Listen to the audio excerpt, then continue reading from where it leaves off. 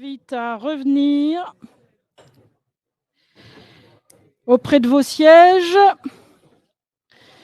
Et je vais inviter les participants à la prochaine table ronde à venir s'installer en complément de Gilles Chabanis. Merci d'être là. Milan Exbraya, Marilyn Morin, Baptiste Gadiolet, s'il vous plaît.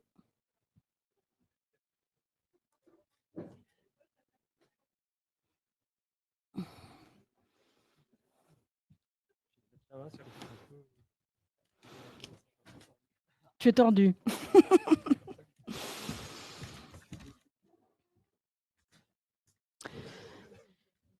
Donc, il est presque 11h40. Nous abordons donc la deuxième table ronde de ce colloque.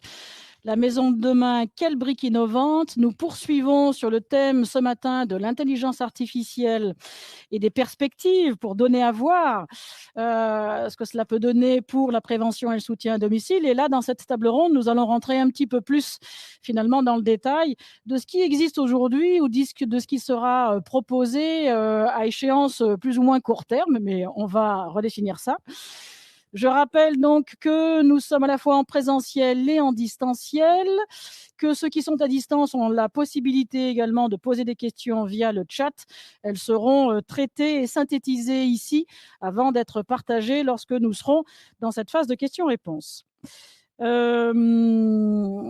reprenons donc, Marine. Avons-nous quelques participants en distanciel? Oui, nous avons une 50aine de participants dans la salle virtuelle. Merci.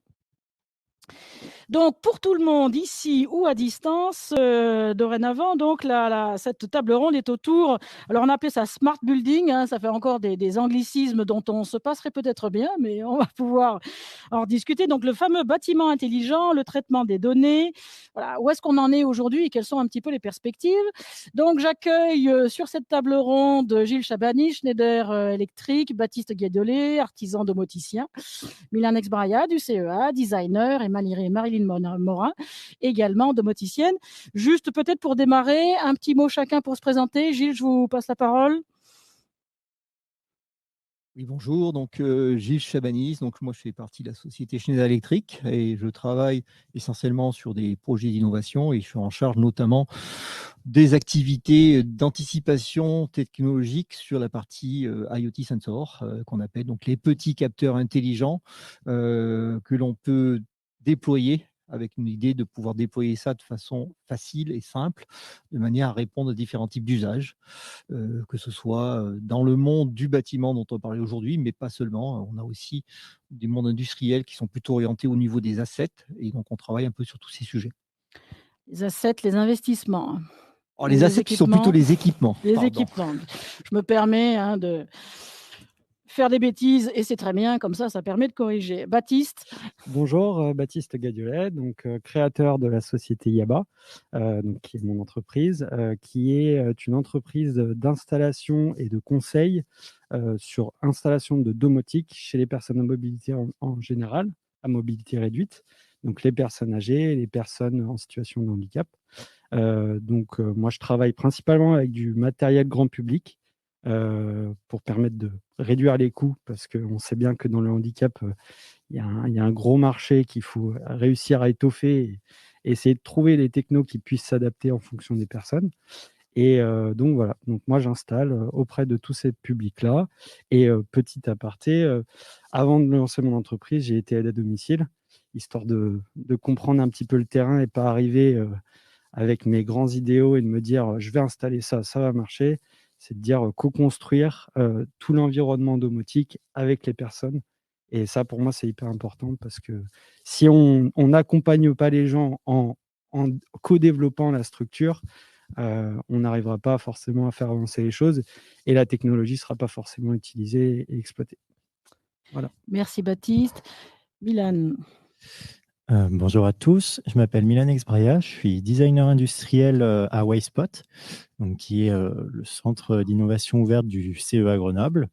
Donc mon rôle au sein de WiseSpot, c'est d'accompagner finalement les industriels qui viennent chercher des technologies au CEA ou de sortir les technologies du CEA vers l'industrie via, par exemple, les startups. Et donc, à Wayspot, et plus particulièrement côté conception, on est vraiment en charge d'intégrer les technos des labos, mais aussi de prendre en compte toute la partie usage, société, etc., pour vraiment pouvoir proposer alors soit un produit ou soit un objet vision pour vraiment se projeter dans les années à venir, quoi. Donc, voilà, on travaille avec les industriels et les laboratoires. Merci Milan. Comment le faire remarquer? Peut-être que plutôt que de passer aussi, on peut prendre 2 micros. Voilà, ça évite de le passer trop. Ils ont été désinfectés. Si vous le souhaitez enlever le masque, allez-y. Merci Marilyn. Bonjour à tous, donc Marilyn Morin, je suis la fondatrice de la société La Fée Connectivité qui fait des installations et des paramétrages d'installations intelligentes à destination donc de clients dans le tertiaire, par exemple des plateaux de bureau, des restaurants, mais aussi à destination du particulier et notamment dans des thématiques de bien vieillir. On fait ces installations donc avec des buts qui vont être très variés en fonction de qui est le client. Donc il va y avoir la sécurité des biens, des personnes, le confort ou les économies d'énergie, qui est aussi un gros sujet qui n'est pas forcément en collision avec ces sujets-là. Et puis donc nous on est confrontés sur le terrain à une forme de réalité, puisque quand ça marche pas, c'est à nous de faire en sorte que derrière ça permette d'atteindre les objectifs pour des gens qui sont en situation de perte d'indépendance et donc qui ont des besoins pour lesquels on doit avoir cette fiabilité. Merci bien. Alors pour démarrer peut-être et faire le lien avec la précédente table ronde, Gilles Chabanis chez Schneider Electric, où là vous avez vraiment cette exigence marché, hein, pour vous elle est importante évidemment. Alors où est-ce que vous nous emmenez avec cette intelligence artificielle?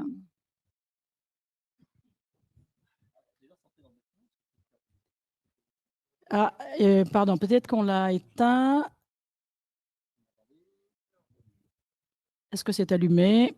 La petite LED, c'est vert. Toujours pas. L'objectif n'est pas atteint.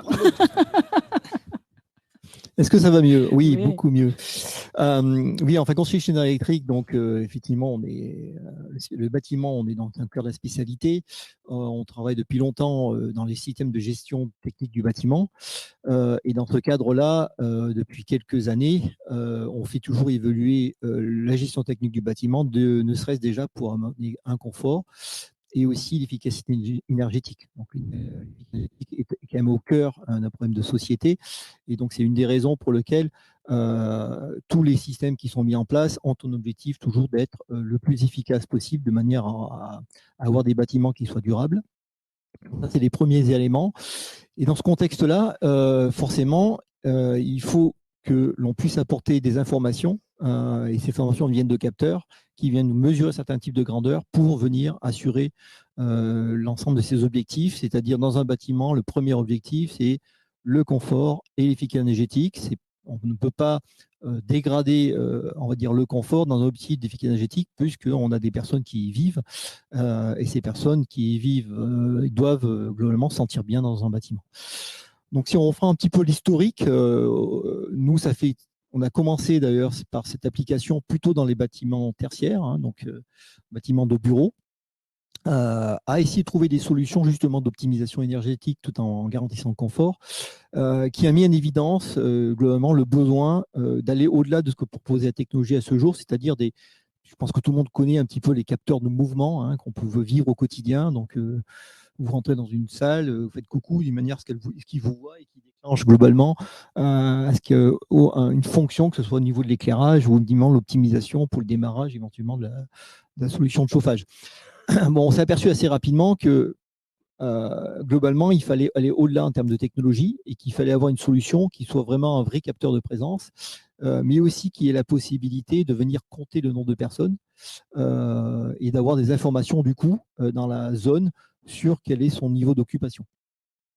Et donc, c'est le premier sujet sur lequel a nécessité à la fois de travailler sur la partie capteur, mais aussi de travailler sur la partie algorithmie embarquée, en commençant par une approche qui n'était pas forcément l'IA, puisqu'on a commencé ça il y a quelques années, ce n'était pas forcément compatible, avec des algorithmes traditionnels. Et on a développé, je peux le montrer, un prototype que j'ai dans la main, qui est typiquement un capteur qui regroupe différents types de fonctionnalités. Le premier, c'est la capacité de venir analyser le niveau de bruit, hein, qui est un élément aussi qui participe au confort. La luminosité et quelque chose qui est assez novateur, qui est un comptage de personnes à partir d'une solution de capteur infrarouge basse résolution. Là, on va me dire, c'est un petit peu du jargon technique. Globalement, c'est une des caractéristiques que l'on avait et qui était pour nous une obligation, c'était comment trouver une solution que l'on puisse mettre dans un bâtiment avec les contraintes de respect de la vie privée et de l'acceptabilité au quotidien finalement des occupants du bâtiment. Et c'est une des raisons qui nous a fait donc travailler sur ce prototype de manière à répondre à cet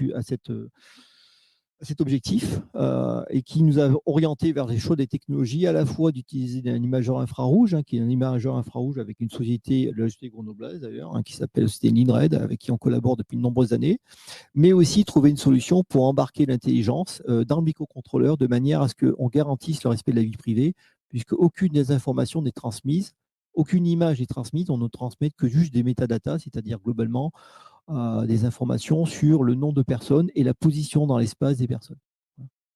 Donc ça, c'était l'enjeu. L'enjeu, donc, il a été dans ce segment de bâtiment résolu. On est dans une phase maintenant industrialisation cette année, et donc le premier capteur va sortir en début l'année prochaine. Qu'est-ce que vous appelez position des personnes? Donner la position. La répartition dans l'espace? Ouais, la répartition dans l'espace. C'est pas debout ou allongé? Alors, pas pour l'instant, pas dans cette première fonction. C'est déjà donner la position dans l'espace, XY, globalement, de manière à ce qu'on sache globalement où se trouvent les personnes, qui est un élément aussi important suivant les usages. Donc, comme je disais, le premier capteur commercialisé en début d'année prochaine, capteur qui sera raccroché au système de contrôle du bâtiment pour deux fonctions principales. Un, des fonctions avancées de contrôle, donc toujours efficacité énergétique, confort. Et le deuxième, comprendre l'occupation, parce que l'occupation était aussi un élément important dans l'enseignement de bureau, quand on veut comprendre l'usage, l'utilisation des espaces et optimiser aussi les mètres carrés de manière à être le plus efficace possible. Donc, on est en plus en période de Covid, donc ça renforce globalement typiquement ce type d'usage, puisqu'on est souvent dans des contraintes de jauge suivant les zones. On a donc besoin aussi de voir si effectivement ces contraintes de jauge sont bien acceptées et si elles sont réalisées. Donc c'est aussi un moyen qui permet de s'assurer que globalement le cadre qui est défini est respecté. Donc ça donne un petit peu d'autant plus dans le contexte actuel d'intérêt à ce type de solution. Là, on voit bien que c'est le milieu, on va dire, industriel qui pousse. Hein, ça, on est dans le cadre de la gestion et de l'optimisation des bâtiments. Après, capteur de niveau de bruit, on a dit tout à l'heure qu'il y avait une entreprise, une start-up qui s'était créée sur l'analyse des bruits aux OSAI pour pouvoir détecter éventuellement des chutes. Donc, on peut imaginer que derrière, si ce genre de technologie évolue, pourrait être ensuite effectivement probablement intégré à ce type d'équipement. Luminosité, je ne sais pas si pour les personnes âgées, si en termes de confort ou en termes là aussi d'aide au repérage aussi, par exemple. On peut imaginer des applications. Et le comptage des personnes, à voir ensuite quelles peuvent être les perspectives sur le domicile. Alors, la qualité de l'air est un élément. Alors, expliquez-nous juste quand même, entre comptage des personnes et qualité de l'air. Le principe, c'est le suivant. C'est-à-dire qu'en fin de compte, une personne humaine va rejeter certaines espèces, que sont notamment le CO2. Le CO2 est un bon traceur en fin de compte de la pollution intérieure parce qu'il vient tracer globalement le niveau de renouvellement de l'air. Donc, à partir de ce type d'information, on sait qu'une certaine personne humaine rejette un certain nombre de quantités de CO2. Donc, on est en capacité de pouvoir identifier le besoin de roulement d'air, qui est un élément important, et que l'on peut du coup même adapter en période de Covid de manière à surventiler pour essayer d'éviter du coup d'être en présence potentielle de proximité du virus. Voilà. Donc, efficacité énergétique associée à cette valeur-là. Efficacité énergétique, parce que globalement, quand on a le nombre de personnes, on sait qu'on dissipe tous de la chaleur, donc on est en capacité, et là, je pense que tous été confrontés dans les salles de réunion, lorsqu'on rentre dans une salle de réunion, qu'au bout d'un certain moment, on a trop chaud. On a trop chaud. En fin de compte, c'est typiquement parce qu'avant que le capteur qui est sur le mur voit l'information, le système de contrôle et qui s'adapte, on monte à un niveau de température trop élevé. Lorsqu'on a le nombre de personnes, on peut anticiper. Donc, on met tout dans des phénomènes d'optimisation avancée du contrôle avec objectif toujours, paradigme, confort et efficacité énergétique. Pour répondre à votre question sur l'usage du comptage, le comptage est un élément important pour les bâtiments de bureaux. On peut penser à d'autres usages d'avoir l'information, parce que dans le comptage, il y a aussi avoir la présence. La présence, c'est savoir où la personne, où se trouve la personne. Et donc, on voit d'autres potentialités en termes d'application et d'ouvrir dans des autres champs d'application, notamment dans les différents segments du bâtiment. Hein. Un hôtel a des usages particuliers. Ce ne sera pas forcément de détecter, compter le nombre de personnes. Par contre, savoir si la personne est dans son lit est toujours détectée de manière à assurer le confort dans la chambre d'hôtel, ça sera un élément important. À ce jour, il n'y a pas vraiment de technologie qui le permette. Donc ça, c'est un des éléments aussi dans lequel, en adaptant globalement l'algorithmique qui est embarqué dans ce capteur, on a la capacité de répondre à ce type d'usage. Et puis maintenant, si on se déplace sur les bâtiments de santé, hein, qui est aussi un élément important, dans les bâtiments de santé, on sait que dans une chambre d'hôpital, par exemple, connaître si la personne est effectivement dans son lit, avoir des informations sur les suspicions de chute, comprendre aussi l'activité d'une personne, sont des choses que lorsqu'on a l'information sur la présence d'une personne et qu'on est capable de suivre au cours du temps le comportement de cette personne, est un élément important si on veut pouvoir répondre à ces enjeux. Finalement, un produit tel qu'il est ici, si on adapte globalement l'algorithmie, c'est ça l'objectif, on doit pouvoir le rendre en capacité de venir à répondre à ces différents usages. Par contre, on se rend compte une chose, c'est qu'on se retrouve en confrontation sur le fait que chaque application, chaque usage demandera une adaptation de cette algorithmie. Et on rentre dans un phénomène qui, nous, en tant qu'industriels, de trouver une solution qui nous permette d'adapter cette algorithmie le plus facilement possible, le plus rapidement possible. Et c'est un des enjeux, et c'est un jeu peut-être qu'on reviendra tout à l'heure sur l'approche de l'intelligence artificielle qu'on a abordé également. Merci. Donc, on voit bien là, merci d'avoir amené un prototype. Hein, ça matérialise quand même des choses qui peut-être sont parfois difficiles à imaginer. Alors, on va poursuivre sur ce côté de matérialité avec l'illustration d'un projet développé avec l'Université Grenoble-Alpes et le CEA. Est-ce qu'il marche? Oui, il marche. Il marche. Sur ce projet Samba, donc Milan Exbraya, expliquez-nous un petit peu ce projet Samba, quels en sont un peu les points clés, voilà, les éléments les plus importants. Ah bah du coup, vous avez des images qui m'avaient. Alors, Du coup, il y a une matérialité qui vous est présentée juste au-dessus. Allons-y. J'ai pas amené le prototype parce qu'il était un peu. Enfin, non, c'est pas très gros en fait. Et en plus, on l'a pensé pour qu'il soit mobile. Donc, j'ai un peu tout faux, mais bon, c'est pas grave. Donc, en fait, Samba, c'est une solution, donc, effectivement, hein, qui est qui déjà à l'origine est née entre l'Université Grenoble-Alpes et CEA Tech, IRT Nanoelec. Et en fait, c'est une solution donc logicielle à la base qui sert finalement en fait à permettre aux personnes en situation de handicap, donc par exemple malentendantes, quand elles arrivent dans un lieu public, comme ici par exemple, à la banque d'accueil, de pouvoir en fait avoir une retranscription écrite de ce que la personne qui accueille est en train de dire. Après, on verra qu'il y a des fonctionnalités ajoutées à ça. Et donc, ce principe de base repose sur la reconnaissance vocale. Donc, c'est la même chose qu'on a tous dans nos smartphones. Et ensuite, la réinscription écrite sur un écran. Et ce qui est intéressant avec Samba, c'est finalement le fait d'avoir matérialisé une solution numérique. Parce que finalement, on aurait pu simplement installer une application sur un ordinateur, une tablette ou un smartphone. Mais dans la logique, ça aurait fait une nouvelle application à installer, etc. Et surtout, quand on se place du point de vue finalement de l'accueillant, parce qu'on parle vraiment d'une solution, mais qui est binomée, hein, parce qu'il y a vraiment une personne qui l'utilise, une personne qui, entre guillemets, en profite. Et ben, finalement, on a vraiment souhaité faire un objet visuellement reconnaissable, identifiable comme une solution et d'avoir, entre guillemets, un objet, une fonction. Donc, c'est pour ça qu'on se retrouve donc avec ce que vous voyez à l'écran.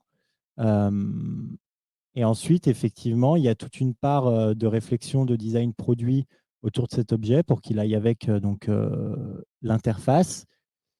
il y a eu une première version, typiquement, où on avait simplement des écrans comme des écrans d'ordinateur posés sur la banque et on s'est rendu compte après des tests utilisateurs que ça n'allait pas vraiment. Le message était un peu brouillé. Il fallait détourner le regard entre la personne qui nous parle et ce qu'elle nous dit. Donc, sur la version finale du prototype qu'on voit ici, on a vraiment pensé un peu comme un sous-titrage quand on va voir un film au cinéma en version originale, d'avoir le texte plutôt en partie basse, ce qui permet de l'avoir en alignement avec la personne qui nous parle, et de chaque côté pour aussi avoir une vérification de la personne qui accueille que ce qu'elle dit est bien retranscrit correctement. Voilà. Donc, ce que je trouve intéressant effectivement dans ce projet, c'est qu'on fait l'effort de donner une matérialité spécifique à une intelligence artificielle. C'est ça qui est intéressant. Et je trouve que ça fait écho aussi à l'introduction qu'on a eue de Thierry Minissier qui nous a dit une activité, c'est un objet et un geste. Et là, on est dans un processus d'accueil, donc d'étudiants malentendants, mais on peut imaginer que demain, dans nos applications à domicile, quand même, il y a beaucoup d'utilisation potentielle, où finalement, on vient matérialiser ce côté relationnel qu'il y a entre deux personnes. Hein, vous l'avez dit, il y a l'accueillant et l'accueilli. Et donc, on matérialise le fait que dans ce processus de relation avec quelqu'un, il y a un objet entre les deux, et c'est pas un objet standard, entre guillemets, c'est un objet spécifique. Ça pourrait être, comme vous l'avez dit, une tablette, un smartphone. Donc là, on fait exprès d'avoir un objet qui participe finalement de ce processus d'accueil et cette relation entre l'accueillant et l'accueilli. Et voilà, je trouve que cette réflexion est très intéressante. Jusqu'où allons-nous dans la matérialisation spécifique, quelque part, de fonctions d'intelligence artificielle? Ou bien jusqu'où restons-nous dans des équipements, on va dire, plus standards? Là, on va être dans des équipements domotiques qui vont devenir des standards demain, vraisemblablement. Et là aussi, c'est intéressant puisque, par ailleurs, d'ailleurs, on l'a travaillé avec certains d'entre vous, l'équipement domotique standard, il fait partie de mon univers. Et quand je deviens fragile, il fait encore partie de mon univers. Donc, quelque part, il est un peu plus acceptable. C'est pas un équipement qu'on vient me, entre guillemets, rajouter. Et là, Marilyn et Baptiste nous illustreront certainement des situations. Quand je suis fragile, tout d'un coup, il y a des équipements qui arrivent que je ne connais pas. L'intérêt des équipements standards, c'est qu'ils sont déjà là avant et donc ils me sont familiers. Et là, l'intérêt, je trouve, de la matérialité, c'est que du coup, on met en exergue tout un processus relationnel dans lequel il y a de l'intelligence artificielle en soutien d'un processus d'échange, de communication entre deux personnes. Voilà, deux exemples très différents, mais qui ont tous les deux de l'intérêt. Peut-être que, du coup, Baptiste et Marilyn, alors commençons Marilyn, des exemples, vous êtes domoticien, donc vous êtes en train d'installer des équipements, notamment avec de l'intelligence artificielle, reconnaissance vocale, détection automatique. Voilà, comment ça se passe? Quelles sont les solutions les plus symptomatiques qui vous sont demandées aujourd'hui? Où est-ce qu'on en est, quelque part? Alors effectivement, nous, on va avoir un mix entre des solutions qui sont grand public, qui pourraient aussi être installées chez des personnes qui veulent du confort, tout simplement. Nous, on aime beaucoup ces solutions parce qu'elles ont l'avantage d'être éprouvées. On a un support des fournisseurs derrière. Donc, comme je le disais tout à l'heure, quand on est face à des problématiques, il faut qu'on soit en capacité de répondre. Et puis, on va avoir des solutions qui sont très spécifiques, liées à un besoin, à une pathologie en particulier. Dans les solutions relativement grand public qu'on nous demande souvent, ça va être le cheminement lumineux, par exemple. Le cheminement lumineux, on comprend assez bien ce que c'est. On est en train de parler d'une forme d'éclairage à intensité très réduite pour éclairer un trajet pour la nuit, probablement.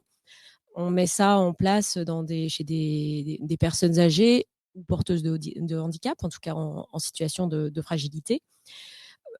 C'est quelque chose qui nous est beaucoup demandé parce que l'ensemble des usagers ont bien compris de quoi on parle quand on parle de cette solution. Cela dit, pour nous, c'est pas forcément la solution qu'on recommande le plus. Parce que qui dit éclairement, en général, c'est placé plutôt bas. On est en dehors de l'éclairement habituel auquel l'œil est habitué. Il faut savoir aussi que des personnes âgées n'ont pas du tout les mêmes capacités visuelles que nous et n'ont pas forcément accès à la totalité de leur champ visuel. Donc, ce qu'on va retrouver comme problématique avec un éclairement qui est décalé par rapport à un éclairement traditionnel, ça peut être la projection d'ombre, ça peut être de rater justement des obstacles, de ne pas les voir. Pour des personnes justement qui n'ont pas forcément la même vision de contraste, encore une fois que nous en tant qu'installateur. Donc nous, on pose les choses, on a l'impression que visuellement ça fonctionne très bien, mais ça n'est pas forcément le cas. La solution que nous on préconise plutôt que ce genre de choses qui sont bien passées dans le grand public, ça va être tout simplement de garder les éclairages existants, de remplacer les sources lumineuses, donc les ampoules, de mettre des ampoules dimmables, et puis soit par des boutons, soit par des détecteurs, de les déclencher, mais à des faibles luminosités. Donc, la nuit, on ne veut pas être ébloui quand on va aux toilettes. Et ben, on allume toutes les lampes du trajet. Donc, même si on est dans des pièces en enfilade, on met en place cette solution de manière à ce que ça puisse couvrir la totalité du trajet. Mais à faible intensité lumineuse, on se retrouve avec une représentation de l'espace qui est conforme à ce que la personne est en capacité de voir. Et ça, pour nous, c'est très important. Et donc, on peut différencier. Donc, si par exemple, on a un couple avec des capacités différentes, on peut très bien avoir un bouton d'un côté du lit qui va allumer à 25% la lumière et puis un autre bouton de l'autre côté du lit qui va l'allumer plutôt à 50% parce que cette personne a plus de besoins. Donc, on va pouvoir aller plus finement dans ce qu'on va fournir comme aide. Et puis aussi, ce qu'on a souvent comme problématique, c'est que la personne, elle se lève, se dit qu'elle va pouvoir aller dans le noir jusqu'aux toilettes, et puis en milieu de trajet, se rend compte qu'elle est en difficulté. Et là, on n'a pas d'interrupteur à disposition, donc on met aussi en place des solutions de détection. On ne les met pas systématiquement en place, ça dépend des cas de figure. Mais l'avantage aussi, c'est que la personne n'a pas besoin de penser à appuyer sur le bouton, peut aussi avoir un bouton, si c'est plus maniable pour elle, si c'est plus habituel comme usage. Mais en tout cas, si elle l'oublie, on peut aussi y remédier avec le fait d'avoir anticipé par la présence d'un détecteur. Si je reformule pour être très clair, une personne qui se lève la nuit grâce au chemin lumineux qui va aux toilettes, si elle n'est pas revenue sous un certain laps de temps, le même détecteur pourrait émettre une notification ou une alerte, hein, c'est ça? Alors, on peut, par les différents capteurs qu'on met en place, on peut savoir qu'une personne n'est pas revenue, effectivement. La question, c'est qu'est-ce qu'on a mis en place dans la programmation, qu'est-ce qui nous a été demandé et à qui on envoie l'alerte. C'est bien d'envoyer des alertes. Est-ce qu'on a bien on a bien un processus avec des relais humains qui sont capables de traiter ces alertes et d'en faire bon usage. Baptiste, là tout de suite, effectivement, est-ce qu'il y a aussi d'autres cas d'usage sur lesquels ce serait intéressant de… Oui, complètement. Donc simplement, je voulais rebondir sur ce qu'elle disait. Et effectivement, donc ce que Marilyn explique, c'est qu'un capteur, c'est ça qui est intéressant avec la domotique, et c'est ça qui est intéressant en travaillant avec ce genre de public, c'est qu'on va vraiment profiler en fonction de la personne et vraiment personnaliser l'usage du système aux besoins de la personne. Et donc, un capteur, comme expliquait Marilyn, un capteur va pouvoir, je ne sais pas, il y a eu un premier mouvement en pleine nuit d'information disant il y a une personne qui est passée, mais ça a permis d'allumer la lumière. Mais en plus de ça, il y a eu ce retour d'information d'un passage en fait de la personne. Et on peut définir qu'effectivement, un certain nombre de temps après, s'il n'y a pas eu un deuxième passage, ça peut être un signe d'alerte.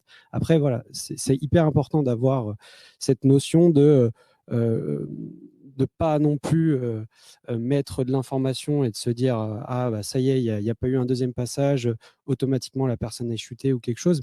Mais la multiplication de petites informations comme ça permet vraiment d'avoir une réponse fiable sur une situation. Donc voilà, c'était simplement pour compléter ces dires par rapport au détecteur. Et donc il y a d'autres types d'usages, à savoir l'utilisation des assistants vocaux.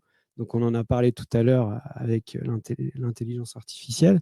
Et je trouve qu'effectivement, les assistants vocaux ont vraiment un réel intérêt avec le public senior, de par donc cette génération qui malheureusement, et pas tous, hein, j'ai mon grand-père qui est très technophile et il a un ordinateur et il sait beaucoup de choses par rapport à son âge, je trouve. Mais je trouve que les assistants vocaux apportent vraiment la nouvelle technologie de manière simplifiée et de manière assez intuitive, parce que mine de rien, on ne demande pas grand-chose en fait. On demande uniquement de parler à l'assistant vocal pour pouvoir interagir et créer des utilisations. Et donc là où il y a un réel intérêt, c'est qu'il y a des fonctions déjà de base sur un assistant vocal. On achète un assistant vocal sans dire de marque, mais mine de rien, Google, Amazon développent en fait leur assistant vocal. Juste avec l'assistant vocal, on peut faire énormément de choses, à savoir de l'information sur de la prise de médication, donc à savoir des rappels qui peuvent être multipliés pour dire voilà, pense à prendre tes médicaments.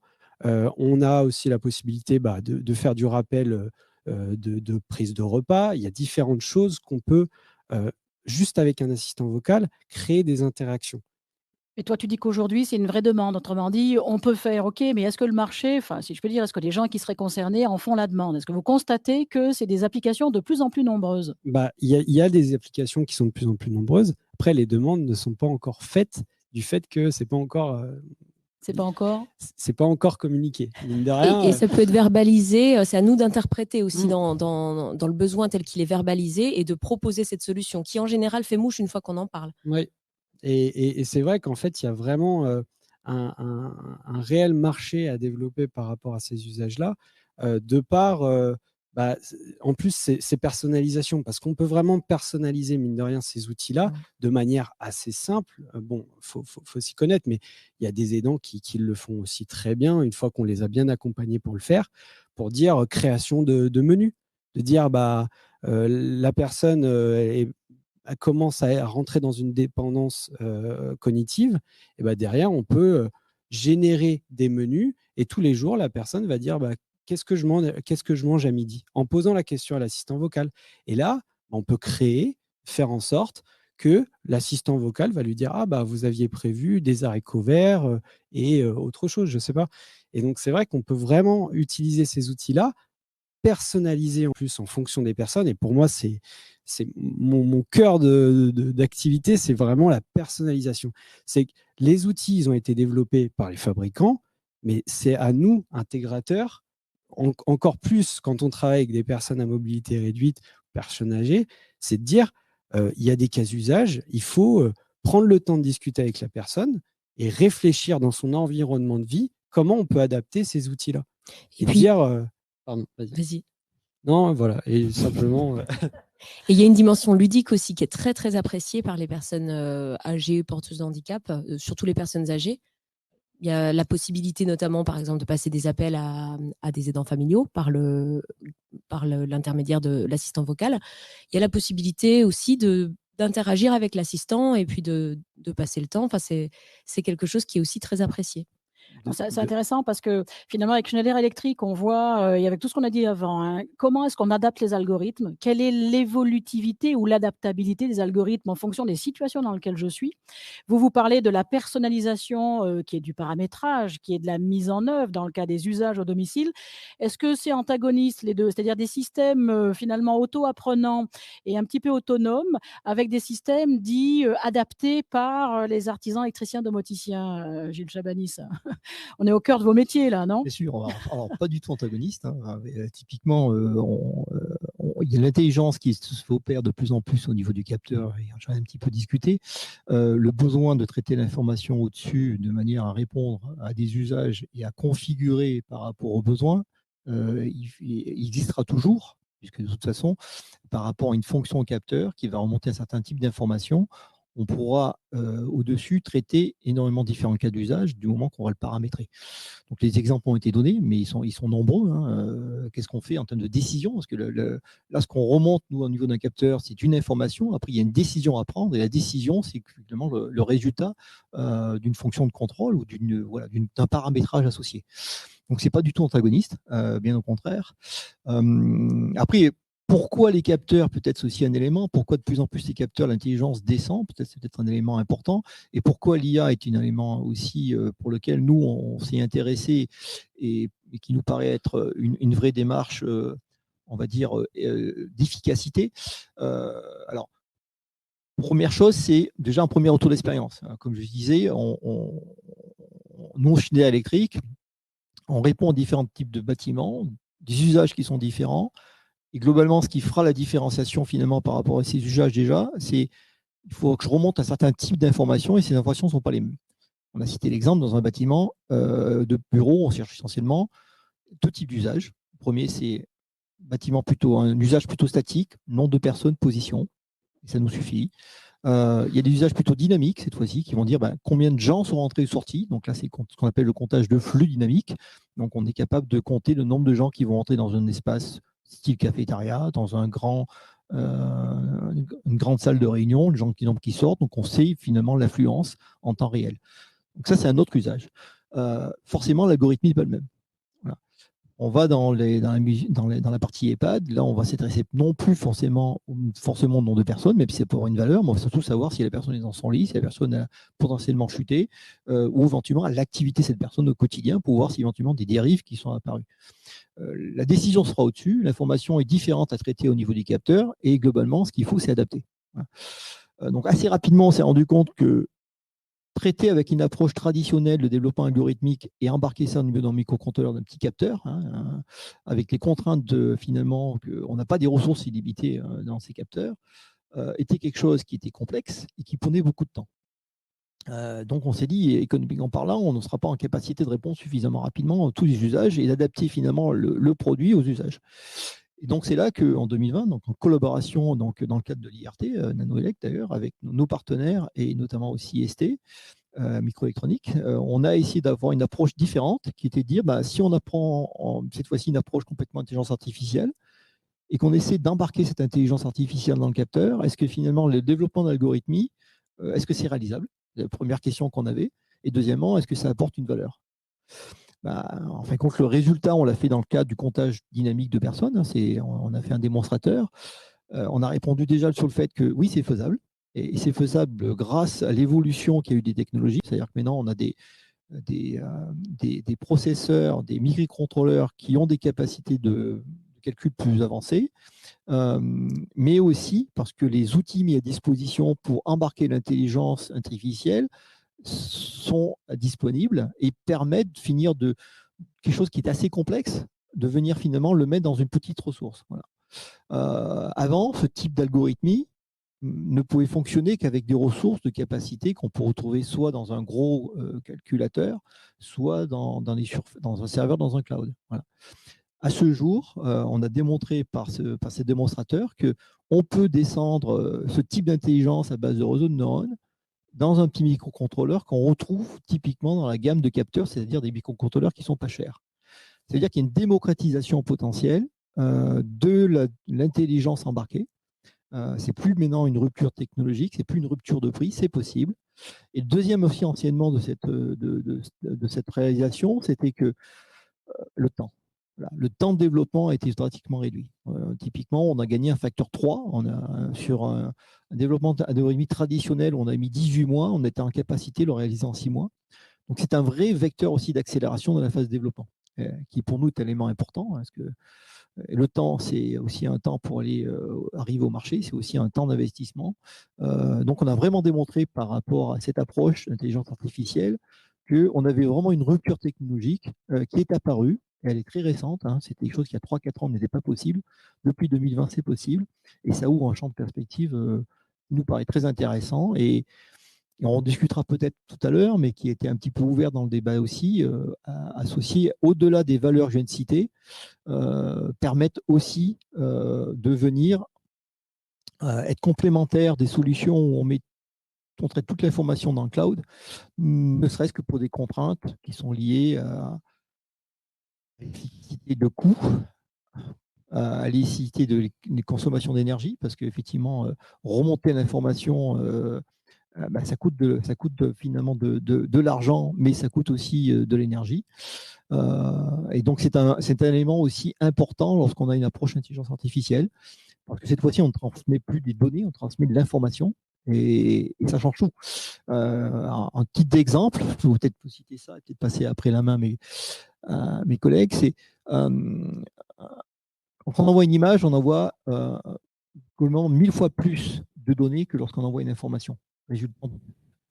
Si on multiplie ce nombre de capteurs un petit peu dans un nombre de bâtiments et qu'on transmet toutes ces informations à travers une infrastructure, on a un coût associé à l'infrastructure qui est non négligeable de mise en place, on a un coût de consommation pour remonter cette information qui est non négligeable, et on a un coût de traitement aussi de cette information supérieur de toute cette masse d'informations, parce qu'on envoie des datas, qui est importante.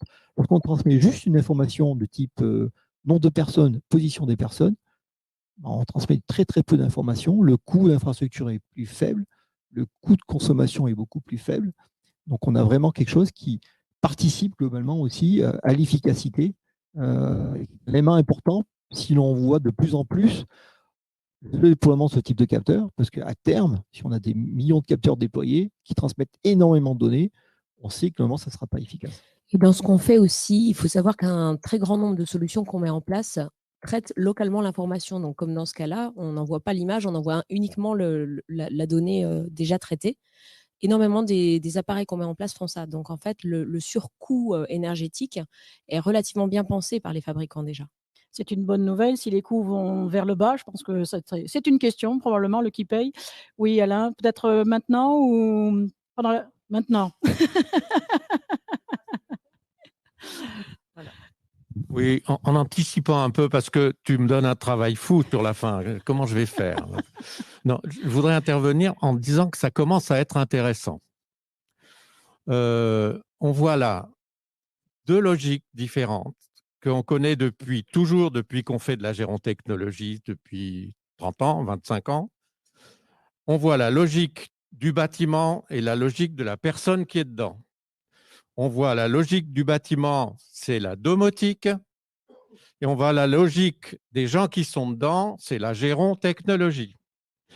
Et on a là une ligne de partage des eaux passionnante dans le discours qu'on vient d'entendre, passionnante. D'abord, on a ces petits capteurs formidables qui sont sortis, enfin des vrais capteurs qui vont intéresser notre domaine, hein, avec toute la logique qu'on vient d'entendre sur le coût de la transmission, l'économie, etc.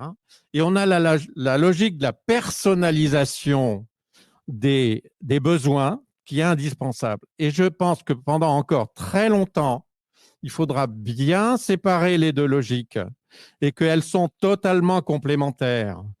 Alors maintenant, où est-ce qu'on met la ligne de partage des eaux? C'est ce que vous êtes en train de discuter. Si vous êtes dans un territoire où l'écosystème bien vieillir permet d'avoir des acteurs utiles qui personnalisent les technologies au service des gens, il y a moins de besoin d'intelligence artificielle sur les capteurs génériques et généraux qui équipent le bâtiment. Et donc, cette ligne de partage, elle ne sera peut-être pas exactement la même dans un hôtel, dans un EHPAD ou dans une prison ou dans une gare, je ne sais pas. Ça se discute et il y aura un marché qui permettra d'équilibrer les besoins en fonction de tout ça. Je pense que là, je ne suis pas sûr qu'on puisse aller plus loin que ce qui a été dit là au niveau de cette table ronde. Je répète qu'elle est tout à fait passionnante et elle est fondatrice d'une nouvelle approche qui est en train de se faire sous nos yeux, chère Véronique. Absolument, mais on est bien d'accord. Mais il y a cette logique-là, personnalisation et intelligence artificielle et traitement dans les capteurs, intelligence artificielle embarquée. Donc ça, c'est très intéressant. Et la deuxième logique, je reviens un peu dessus, et c'est peut-être une question aussi à Milan, à Marline et à Baptiste, c'est est-ce que les gens ont besoin d'avoir quelque chose de concret sous les yeux? Et je reviens sur le côté matérialité. Là, on parle de miniaturisation, on est tous très contents, c'est formidable. Oui, mais c'est formidable dans une certaine limite, enfin j'imagine, hein, et que certes, si ça permet de faire baisser les coûts, c'est très bien. Si ça permet de généraliser, c'est très bien. Mais jusqu'où avons-nous besoin quand même de sentir des choses avec de la matérialité? Déjà, c'est une très bonne question. Déjà, la première question qu'il faut se poser, c'est est-ce qu'on veut montrer la technologie ou est-ce qu'on veut la cacher? Quand on est dans le cadre d'un bâtiment et qu'on veut adapter la luminosité ou la chaleur en fonction du nombre de personnes, bon, bah, peut-être que finalement, ça n'intéresse pas trop les gens et si c'est caché, il n'y a peut-être pas forcément besoin effectivement de le matérialiser et tout peut se passer finalement derrière les murs. Par contre, quand il y a une interaction, et tu en parlais tout à l'heure avec l'interaction vocale, on voit bien qu'aujourd'hui, sur les assistants vocaux, il y a l'application. En fait, finalement, les gens se fournissent d'appareils qui intègrent cette application. Pourquoi? Parce que finalement, l'acte aussi est plus simple d'installer un objet, de le poser sur une commode. Puis, il y a des retours qui sont sensitifs, d'un point de vue usage, c'est vraiment fondamental, qui sont de la lumière, par exemple. On voit que les assistants vocaux sont construits et fonctionnent beaucoup sur des retours lumineux. Et pourquoi? Parce que, bon, on voit bien qu'aujourd'hui, les exemples où on essaye d'imiter l'être humain ne sont pas forcément bien accueillis par le public. Par contre, quand on est dans des interactions de type lumineuse ou retour auditif par des sons, ça s'intègre beaucoup mieux. On a une validation aussi de l'interaction qu'on a. Quand on demande quelque chose, on ne se demande pas, bah, tiens, est-ce que ça a marché, est-ce que ça n'a pas marché? On a vraiment un retour instantané. Et donc, effectivement, sur la matérialisation, eh bien, quand on a vraiment des requêtes qui vont nous impacter directement, comme envoie un message ou ferme les volets, on a vraiment envie d'avoir un retour et d'être bien compris. Hein. Entre humains, ça marche bien parce qu'on se fait beaucoup de clins d'œil, de sourires ou de petits mouvements au niveau du visage. Donc, on se comprend entre nous sans parler. Mais avec les machines et les applications de type IA, c'est vrai qu'il faut aller vers d'autres usages et d'autres phénomènes physiques. La lumière en est un, il y en a plein d'autres. Mais c'est vrai que ça passe par le matériel. Ouais. Juste un commentaire et après on passe aux questions. Oui. Du coup, pour compléter, effectivement, la matérialisation, pour moi, elle est hyper importante, surtout quand on travaille avec des personnes âgées, de rien. Pourquoi? Parce que on le voit, enfin moi je le vois, ça m'arrive d'installer de la téléassistance. Bon, la téléassistance, c'est une très bonne chose quand on arrive à un point de dépendance où du coup, on n'a pas de solution. On se retrouve un peu bloqué, on va installer de la dépendance. On va installer, pardon, de la téléassistance. Donc, dans le principe, je le fais toujours en prenant le temps en fait, d'accompagner et de dire on ne va pas lui imposer à la personne. Et pour moi, c'est hyper important qu'elle prenne en compte ce nouveau dispositif qui va être mis chez elle. Bon, ça, c'est un point. Le problème, c'est que en travaillant avec de la matérialisation, du matériel grand public, mine de rien, qui visuellement est sympa, ergonomique, on va l'installer à un instant T, mais qui va évoluer dans le temps. Donc, en termes des usages, ils vont évoluer. Et du coup, l'utilisation d'assistants, je parle par exemple d'un assistant vocal, mais d'un capteur, quelque chose qui est dans un environnement de vie qu'on a tous, et ben mine de rien, c'est pas visé à vertu de on a développé cet outil-là exprès pour votre dépendance. Et du coup, mine de rien, de montrer du doigt, mine de rien, un bracelet, de dire vous avez votre bracelet autour du poignet qui va vous permettre d'alerter une centrale qui va informer votre entourage. Et bah, psychologiquement, pour la personne, c'est pas évident. Parce qu'on se retrouve du jour au lendemain, on va dire allez, tu ne le lâches pas. Maman, tu le gardes tout le temps autour de ton Tu poignet. évoques le côté stigmatisant d'une matérialité. Exactement. Hein, c'est ça ? Et du coup, c'est hyper important de travailler sur la matérialisation des produits et de dire, donc encore plus en travaillant avec du matériel grand public, c'est de dire, mais ça, c'est du matériel qui va être installé chez n'importe qui. Et du coup, ça va être l'utilité ne sera pas la même, l'utilisation ne sera pas la même en fonction d'une personne A, d'une personne B, mais par contre, voilà, en termes de reconnaissance et acceptabilité du système, c'est beaucoup plus simple quand on travaille avec du matériel qui est visuellement sympa et agréable à voir. Merci Baptiste. Est-ce qu'il y a des questions dans la salle ou à distance? Oui.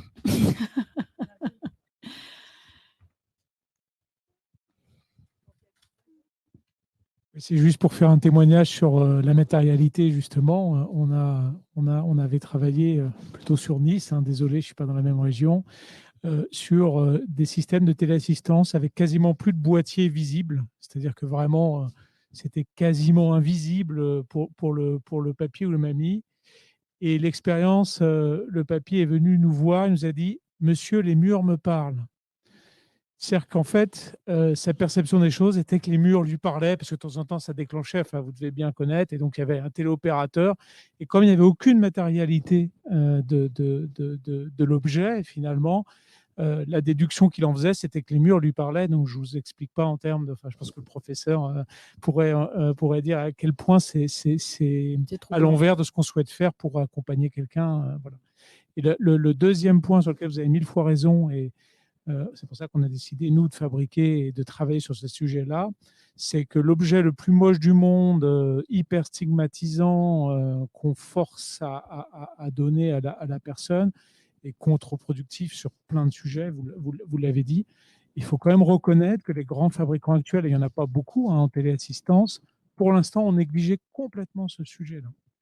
J'espère que l'apport de l'IA et la focalisation qu'on fait sur l'IA ne nous fera pas perdre une approche sur la plasturgie, sur la bijouterie et sur l'intelligence qu'on va mettre dans le plaisir et le quotidien des gens. Apple a dépensé 1 milliard pour son Apple Watch pour qu'elle ait un design Oui, qui mais permette de faire un il y a des certain nombre de problématiques de choses. volume. Voilà. Enfin, je ne vais pas mobiliser la Merci. parole, c'était plus un Ouais, témoignage. ouais. Alors justement, si je peux juste me permettre de réagir à ça, effectivement, on a fait un projet que le TASDA connaît très bien. On a participé à un projet du TASDA et du CEA qui s'appelait ActiveEdge, dans lequel on demandait, donc là on n'était pas sur de la téléassistance, mais on demandait aux personnes de porter un podomètre. Et beaucoup de personnes nous faisaient aussi dans les retours, un des retours qui était que bon, comme c'est pas esthétique, elles ne le portaient pas ou éventuellement elles le mettaient dans un sac. Mais c'est quelque chose qu'il ne faut pas négliger si on veut favoriser l'acceptance. Merci. Oui, une autre question? Oui, merci. C'est une question là pour le coup. C'est une question qui fait référence à une demi-journée qui avait été organisée par le TASDA, où je m'étais déjà posé ce problème-là. Est-ce que sur le marché aujourd'hui, on a la sécurité pour les gens qui s'équipent de produits domotiques, de pouvoir changer le matériel, de pouvoir changer les logiciels avec une continuité du service? J'ai appris ça lorsque je faisais mes études. Un chercheur disait, mais quand on veut la pérennité d'un objet, quand Jean, c'est mon prénom, cherche à obtenir la pérennité de son objet, un couteau par exemple, il doit pouvoir changer la lame, changer le manche, mais c'est toujours le couteau de Jean. Je m'adresse aux industriels et aux installateurs. Du coup, pour répondre à cette question, effectivement, nous, en tant qu'intégrateurs, on a, enfin, après, pas tous les intégrateurs font ça, mais avec Marilyn, on a cette vision de dire il faut accompagner, notamment quand on va travailler avec des personnes à mobilité réduite, des personnes âgées. En fait, il y a une évolution. On est vraiment différent. Si on rentre ou pas dans de la pathologie ou pas, mine de rien, l'usage de ces technologies, elle va évoluer. Et de dire, d'installer moi, je me vois mal dire j'installe mon matériel, merci, au revoir, débrouillez-vous.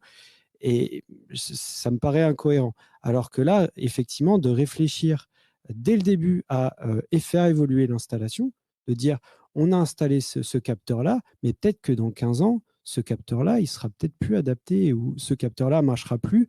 Mais du coup, nous, dans notre réflexion générale, c'est de partir sur un dispositif multiprotocole qui nous permet vraiment de réfléchir, de dire dans 10 ans, il y a une nouvelle technologie qui va sortir, on pourra l'intégrer aussi dans cet environnement-là. Voilà. Je ne Inversement, sais pas si je Baptiste, réponds. tu évoquais le fait que quand tu installes un dispositif, tu prévois éventuellement un déménagement vers l'EHPAD avec son dispositif.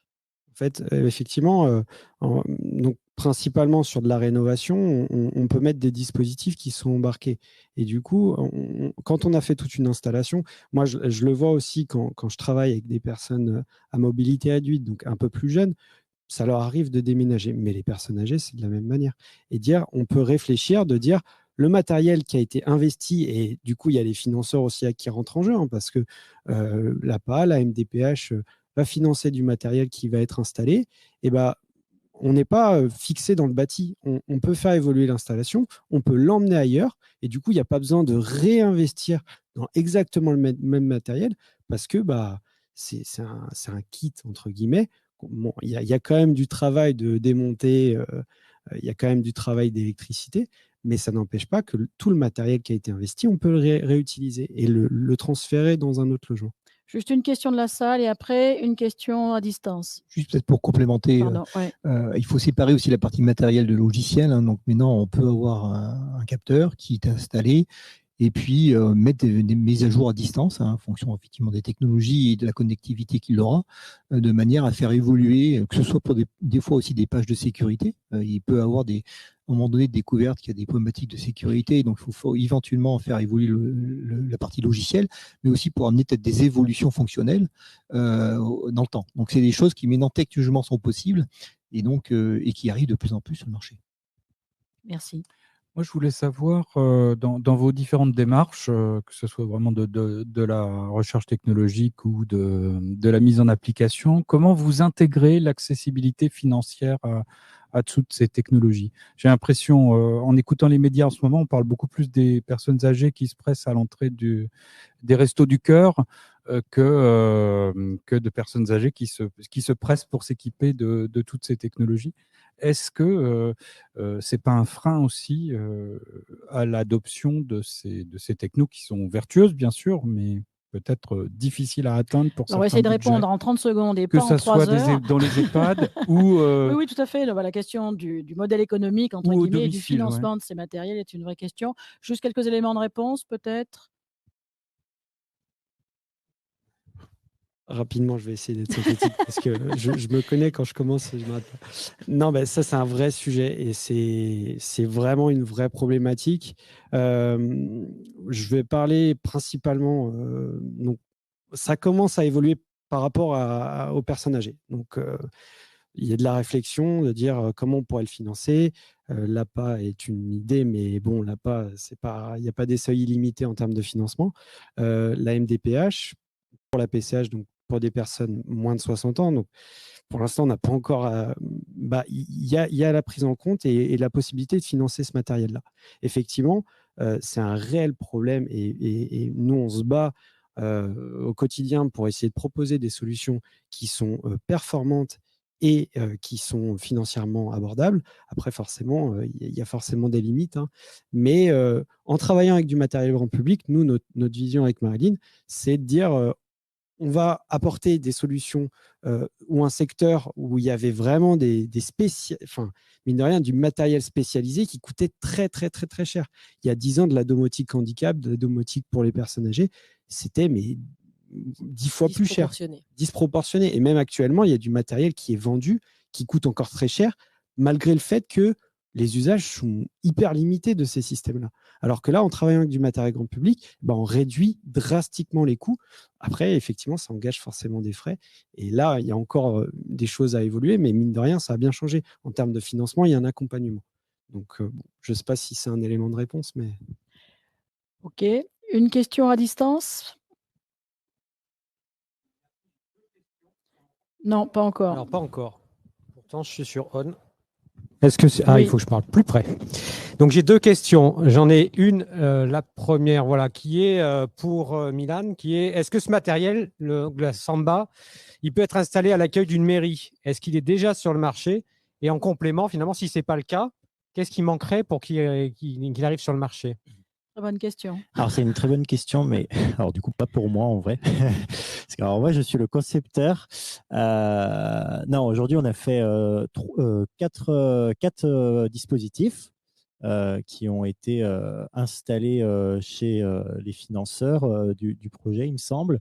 Et on est dans une phase de récupération d'informations pour avoir un retour d'expérience. Ensuite, les phases d'après, et c'est là où entre guillemets, aujourd'hui, on n'y est pas, c'est que ce dispositif, effectivement, il soit industrialisé et commercialisé. Et ça, ça nécessite qu'une personne, une entité, une entreprise le prenne en charge. Et ensuite, pour répondre à la première partie de la question sur est-ce qu'il est installé, est-ce qu'on peut l'installer à l'accueil du mairie, c'est tout le but de Samba.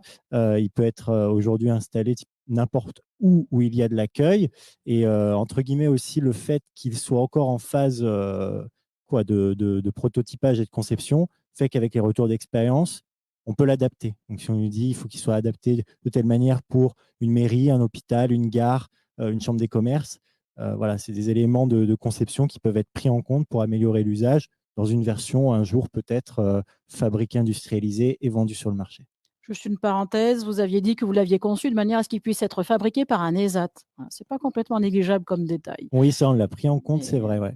Un ESAT, donc une entreprise spécialisée pour le travail de personnes en situation de handicap. On ferme la parenthèse. Voilà. Deuxième question. Donc, ma deuxième question, est-ce qu'il existe un label, donc c'est pour nos amis domoticiens, pour identifier des installateurs pour la domotique, un listing au même titre que Handibat? Alors, je vais répondre à cette question. Donc, effectivement, Handibat, c'est peut-être l'appellation la plus connue et la plus proche de nos métiers, encore que c'est très vaste.